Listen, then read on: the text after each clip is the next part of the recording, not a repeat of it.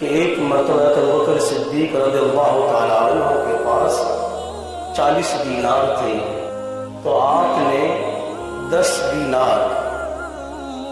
رات کو خرچ کیے راہ خدا میں، اور 10 دینار آپ نے خرچ کیے دن کے اندر، اور 10 دینار خرچ کیے آپ نے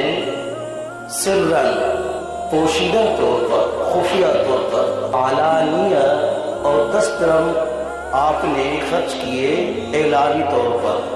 حضرت علی رضی اللہ تعالیٰ عنہ کے پاس 4 درہم تھے، آپ نے 1 درہم دن کو خرچ کیا، 1 درہم آپ نے رات کو خرچ کیا، اور 1 درہم آپ نے پوشیدہ اللہ کی راہ میں، اور 1 آپ نے درہم خرچ کیا ظاہری طور پر حضرت علی رضی اللہ تعالیٰ عنہ نے۔ وہ معزز تھے زمانے میں مسلمان ہو کر، ہم خوار ہوئے ہیں تارک قرآن ہو کر۔ جیسا کہ آپ کے علم میں ہے، یہ مہینہ جمادی الثانی کا ہے، اور اس مہینے کی نسبت خلیفہ بلا فصل، امام المتقین والمتورعین والمجاہدین عبداللہ بن ابی قحافہ ابوبکر صدیق رضی اللہ تعالی عنہ سے ہے۔ یہ جو آیت کریمہ میں نے پیش کی ہے، اس کے شان نزول میں بھی یہی ہے کہ ایک مرتبہ ابوبکر صدیق رضی اللہ تعالی عنہ کے پاس 40 دینار تھے، تو آپ نے 10 دینار رات کو خرچ کیے راہ خدا میں، اور 10 دینار آپ نے خرچ کیے دن کے اندر، اور 10 دینار خرچ کیے آپ نے سرًا پوشیدہ طور پر، خفیہ طور پر، وعلانیہ، اور 10 درہم آپ نے خرچ کیے اعلانی طور پر۔ ایک روایت یہی، اور دوسری روایت یہ بھی ہے، حضرت علی رضی اللہ تعالیٰ عنہ کے پاس 4 درہم تھے، آپ نے 1 درہم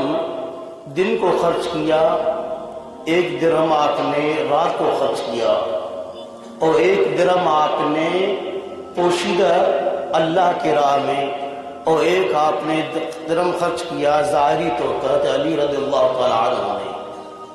ان دونوں ہستیوں کا یہ عمل اللہ کی بارگاہ میں مقبول ہوا، تو اللہ نے ان کے شان میں یہ آیت نازل فرما دی ہے۔ معلوم یہ ہوا کہ جو شخص اخلاص کے ساتھ بے لوث ہو کر اللہ کی راہ میں طیب مال خرچ کرتا ہے، اللہ کے ہاں وہ مقام پاتا ہے، وہ اجر پاتا ہے۔ اور اللہ کی راہ میں خرچ کرنا صرف دینار درہم نہیں ہے،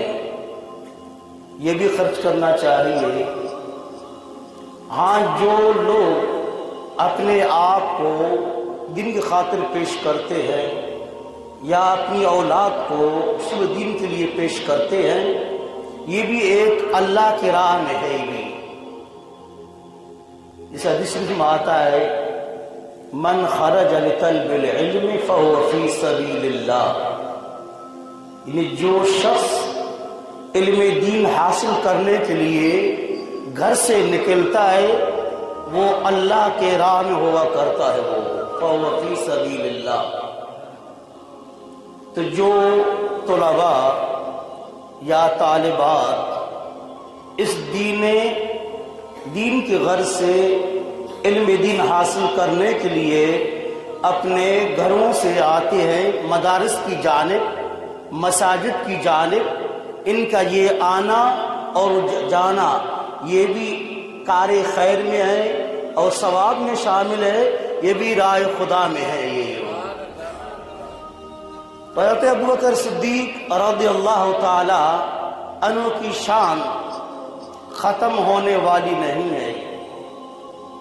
آپ نے ہر موڑ پر اسلام کے لیے بے مثال قربانیاں پیش کی ہیں۔ جانی طور پر بھی اور مالی طور پر بھی، اور اپنی اولاد کو بھی آپ نے دین کے لیے پیش کر کے ایک مثال قائم فرماتے ہیں یہ، اور اپنی اولاد سے بڑھ کر آپ دین سے محبت کرتے تھے اور سرکار صلی اللہ علیہ وسلم کے ساتھ محبت فرمایا کرتے تھے۔ جنگ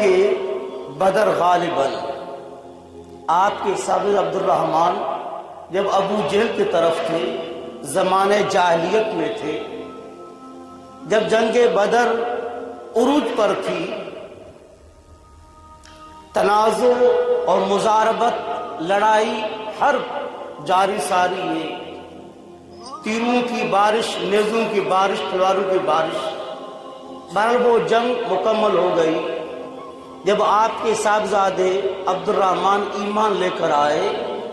یہ ذکر چھڑا، یہ آپ کے صاحبزادے عرض کرتے ہیں، اے ابو جان، جنگ بدر کے موقع پر آپ بارہا میرے زد میں آ چکے تھے، لیکن میں نے آپ پر حملہ نہیں کیا۔ بیٹا عبد الرحمن کہہ رہا ہے باپ سے کہ آپ بارہا میرے زد میں آ چکے تھے، میں نے آپ پر وار نہیں کیا، آپ پر حملہ نہیں کیا، کہ میرے باپ ہیں یہ، میں نے آپ کو چھوڑ دیا۔ پھر آپ نے جواب فرمایا، اے عبد الرحمن، اگر اس دوران آپ میرے زد میں آ جاتے، میں نہ دیکھتا کہ میرا بیٹا ہے، میں آپ کو اڑا دیتا اس نے۔ میرے پاس ایمان مقدم ہے، میرے پاس دین مقدم تھا، میرے پاس اولاد مقدم نہیں ہے یہ، یعنی آپ نے اولاد کی پرواہ بھی نہیں کی ہے۔ اس میں سرکار نے فرمایا جتنے بھی میرے صحابہ ہیں سب کے ساتھ میں نے اتار دیے ہیں۔ ان امن الناس علی، یعنی مجھ پر جو سب تمام سے بڑھ کر جو احسان ہے، احسان کیا مال کے لحاظ سے اور صحبت کے لحاظ سے، وہ بکر صدیق رضی اللہ تعالی عنہ ہے، اور سب کے ساتھ میں نے اتار دیے ہیں۔ صرف ابو بکر صدیق کا احسان اللہ تعالیٰ خود اتار دے گا قیامت والے دن وہاں۔ یہ اس ابو بکر صدیق رضی اللہ تعالی عنہ نے، ان کی توسل سے ہم تک یہ قرآن پہنچا ہے، یعنی آپ بھی جامع القرآن ہیں۔ عثمان غنی رضی اللہ تعالی عنہ کی طرف منسوب کرتے ہیں، واقعی وہ بھی جامع القرآن ہے، لیکن آپ کا بھی اہم کردار رہا ہے قرآن کا ہے، قرآن پاک کے جمع کرنے میں۔ یہ تو یہ قرآن پاک ہم تک جو پہنچا، یہ صحابہ کے توسل سے پہنچا، تابعین کے توسل سے پہنچا، تبع تابعین کے توسل سے ہم تک پہنچا ہے۔ یہ معلوم ہوا امت مسلمہ پر جو احسان ہے، جو ہم تک دین پہنچا، وہ صحابہ کرام کا ہے، اہل بیت عظام کا ہے یہ، اور یہ احسان کبھی اتار نہیں سکتے ہیں۔ یہ جو ہم آج ہمیں جو مسجدیں نظر آ رہی ہیں، ہمارے پاس جو مسجدیں ہیں، یا ہمارے پاس جو قرآن ہے، دین ہے، جس کی تصویر ہم کھا پی رہے ہیں، یہ سب صدقہ سرکار ہے، اس کے بعد صدقہ صحابہ ہے، اور صدقہ اہل بیت عظام ہے۔ یہ میں بار بار پیش کرتا ہوں کہ علامہ عبد الرحمن صاحب کو اور آپ کی جو انتظامیہ ہے، اللہ ان سب کی کاوشوں کو بارگاہ مقبول منظور فرمائے۔ اللہ ہم سب کو مل کر سرکار خیر میں حصہ لینے کی توفیق عطا فرمائے۔ اللہ تعالیٰ میرا کہنا اور آپ کا سننا قبول فرمائے، کہیں بیشی اللہ مجھ معاف فرما دے۔ وما علی الا البلاغ المبین۔